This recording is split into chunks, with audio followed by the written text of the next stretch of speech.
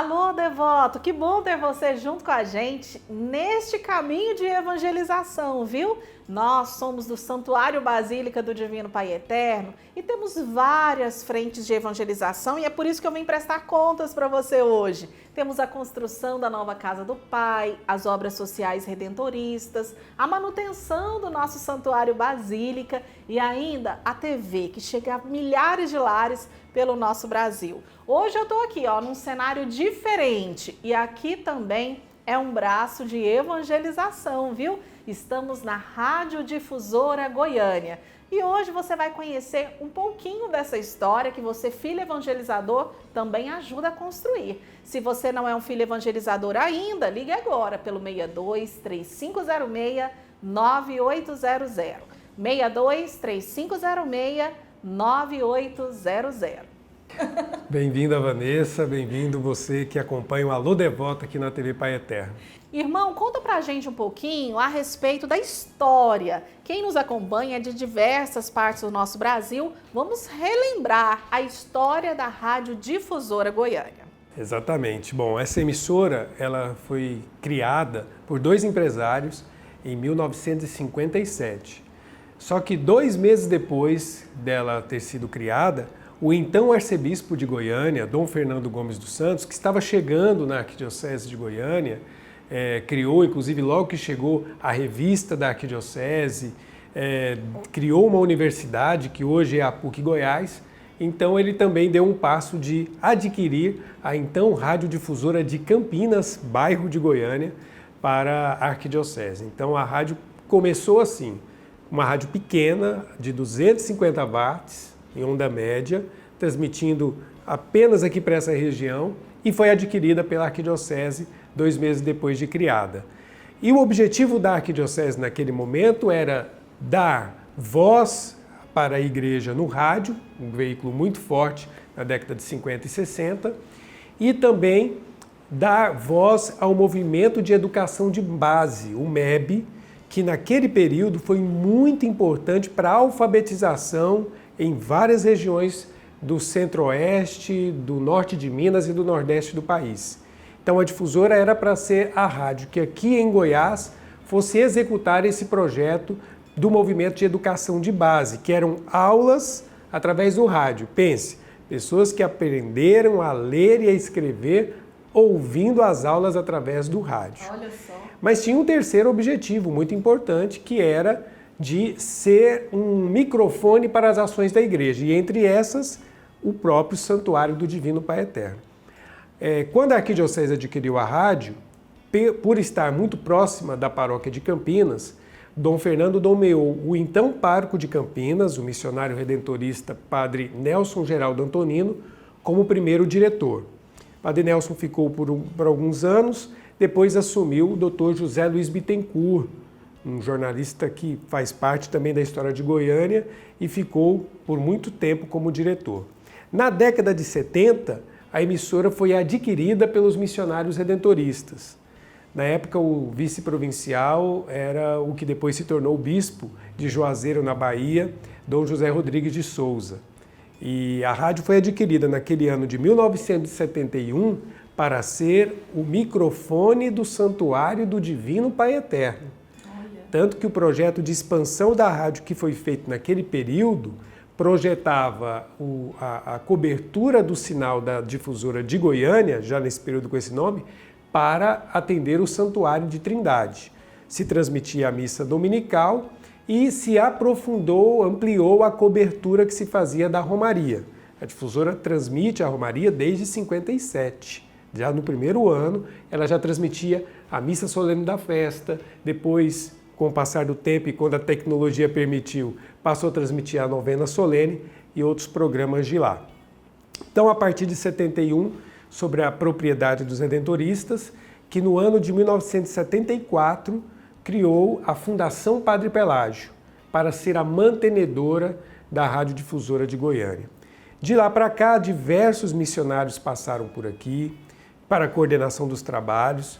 É bom lembrar o nome deles: Padre Humberto Pieroni, Padre Luiz Ítalo Zompero, vários outros religiosos, como o Padre Jesus Flores, o Padre Flávio Cavalca de Castro, o Padre Everson de Faria, né?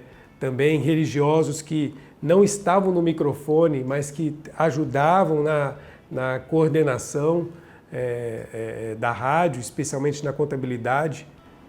Lembrar do irmão Vitor Sacramento Filho, que nunca trabalhou no microfone da rádio, trabalhou por mais de 20 anos na contabilidade, na máquina de escrever, organizando a vida da rádio.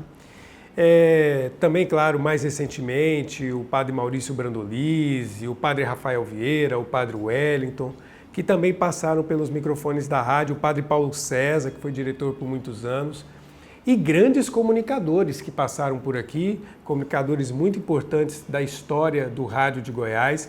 A Difusora foi a primeira emissora de rádio aqui em Goiânia que passou a fazer programas na rua. Hoje toda a rádio faz programa no comércio, na rua.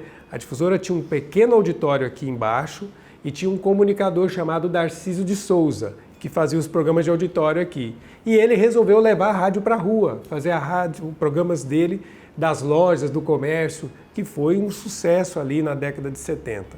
Outros grandes comunicadores, o cronista esportivo Manuel de Oliveira, o Claudino Silveira, o Jorge Cajuru, Humberto Aidar, Cleide Rocha, Cleide ainda está com a gente, mas muita gente, Eduardo Ferreira, o inesquecível Adolfo Campos. Então, muita gente aprendeu a fazer rádio aqui e se tornaram grandes comunicadores e grandes jornalistas aqui. O Jordé Barrosa hoje está com a gente aqui na rádio, mas aprendeu a fazer jornalismo também aqui. Então, é uma rádio que tem uma história respeitável no esporte, no jornalismo esportivo, no jornalismo geral, na música e também, claro, na comunicação da fé. A Rádio Difusora sempre esteve à frente do seu tempo, como o senhor mesmo disse, levou a rádio para o meio da rua, para o comércio, mas o desenvolvimento tecnológico também acompanhou. Como que foi esse desenvolvimento aqui? Nesse sentido de inovação tecnológica, a Difusora também sempre precisou, né, estar atenta às novidades. Nós fomos lá no ano de 1993, a segunda emissora do Brasil a ter transmissão via satélite, em vista do que depois, em 94, se tornou a Rede Católica de Rádio. Tínhamos a Rádio Jovem Pan em São Paulo e depois a Rádio Difusora Goiânia. Hoje nós temos várias redes de rádio pelo país. A Difusora foi a primeira. Por quê? Nesse desejo de expandir a sua comunicação e estar atenta às novas tecnologias. Demoramos muito para chegar no FM, nós só conseguimos a migração para FM no final de 2022. Mas independente disso, os equipamentos se modernizaram, né? Dos grandes gravadores de rolo de fita, dos MDs, nós passamos hoje para o computador. Tudo está hoje, né? Já há uns 20 anos isso, né? Que já é tudo em formato digital. Então isso fez com que a estrutura para fazer uma rádio funcionar diminuísse bastante e desse agilidade ao trabalho. Se antes o repórter, para sair daqui, ele tinha que levar um grande gravador, hoje com um celular ele faz tudo, ao vivo, gravado, inclusive com imagem. E a gente pode transmitir esse conteúdo não só pelo rádio em si, 95.5 FM para Goiânia, mas também através do nosso site, através do nosso aplicativo, através das nossas redes sociais, já que rádio agora também se faz com imagem. E por falar em fake news, como a Rádio Difusora trabalha no sentido de levar informações de verdade e de vida para essas pessoas, para todos os seus ouvintes? Bom, primeiro nós acreditamos no jornalismo, nas suas regras, digamos, nos seus métodos de apuração, né? Nós não vamos cair na aventura de fazer uma comunicação em cima do que você supõe que aconteceu. Então nós temos uma equipe que faz apuração. No nosso jornalismo, a gente parte daquilo que a própria audiência nos demanda, né? A gente tem uma interação muito importante com o nosso ouvinte, desde um problema de trânsito até problemas no serviço de saúde, de segurança, moradia, enfim. Mas mesmo recebendo essa demanda, a gente procura fazer a apuração dos fatos. E aí sim, fazer a reportagem. Nós acreditamos, e por isso ampliamos os horários do jornalismo na programação, que só a informação de qualidade pode ajudar a combater as chamadas fake news. Então a gente combate a informação que é mentirosa com a informação que é a verdadeira, ou com aquilo que foi apurado, porque o fato pode ser depois desdobrado e a gente perceber uma nova nuance, mas a gente não pode combater informação com deixar de oferecer informação, não. Por isso, durante toda a programação da rádio, mesmo nos programas musicais, nós temos a participação do jornalismo.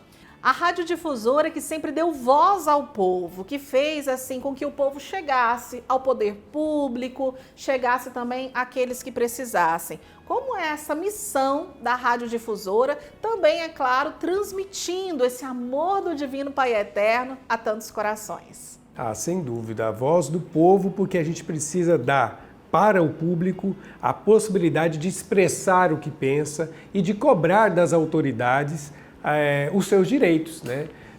Nós fazemos jornalismo para promover cidadania. Então a gente fica muito feliz quando vê o ouvinte tomando consciência do seu papel na sociedade, com direitos e deveres. E com relação à nossa missão com o Santuário do Divino Pai Eterno, a difusora tem, ao longo da sua programação, vários momentos religiosos. Nós temos durante a madrugada 4 horas de programação inteiramente dedicada ao Santuário do Divino Pai Eterno. Você fala, por que a madrugada? Porque naquela hora que a pessoa vai poder encontrar uma voz amiga para falar do amor de Deus que é nosso Pai. Além de outros horários da programação, além da transmissão das missas, transmissão da festa, da cobertura da vida do santuário. Então isso com certeza não é somente por uma piedade, por um pietismo. Faz parte também dessa missão de dar às pessoas a consciência de que é filho de Deus, amado por Deus e de que está na sociedade para viver como um filho amado, portanto, como um cidadão de bem. E eu agradeço ao irmão Diego que esteve conosco, lembrando a Radiodifusora, que é esse canal de evangelização do Santuário Basílica do Divino Pai Eterno. Eu encontro você em outro cantinho especial da evangelização amanhã. Tchau, tchau. Fique com Deus.